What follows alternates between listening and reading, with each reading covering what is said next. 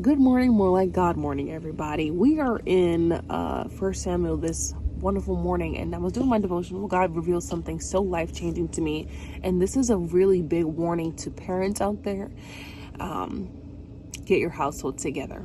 And this is exactly why, because you guys can all end up dead if you don't do so. Here we are in 1 Samuel chapter 3, but we got to go back to 1 Samuel chapter 2 to get an understanding. So there is the priest Eli. And God describes his sons here in 1 Samuel chapter 2 verse 12 as Eli's sons were wicked men. They did not respect the Lord or the priest's share of sacrifices from the people. So they were doing a couple of things. They wanted to eat the meat off of this meat sacrifice. They wanted to eat the fat off of the meat sacrifices. So instead of the fat being burnt off as was the tradition and the instructions God gave, they wanted to take the meat raw and burn it themselves and eat what they wanted themselves. Then they also were sleeping with the woman at the entrance of the tent meeting. The ushers. They were sleeping with the ushers.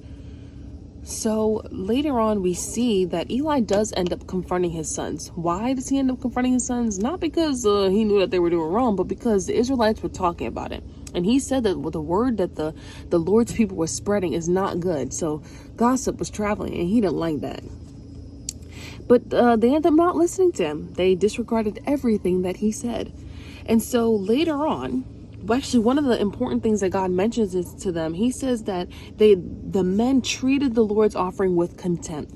And that word means worthless. They did not see the value in the Lord's offering. They didn't. Later on, God sends a prophet to warn Eli of the death that will come to him and his family because of the wickedness that he allowed his sons to do. And God says, "For those who honor me, I will honor, but those who despise me will be disgraced." So then later on in verse 3, God is saying here, the iniquity of Eli's family will never be wiped out by either sacrifice or offering. Later on in this chapter, later on in 1 Samuel, God kills Eli and Eli's two sons.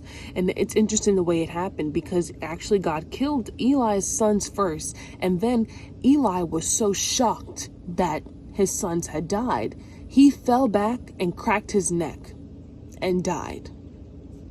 This is a message and a warning to parents to get your household together, because God is not playing. God is so serious about this that he's saying pretty much the way that sacrifices and offerings work was the form of forgiveness back then, was the way that these people did not die for the wages of their sin.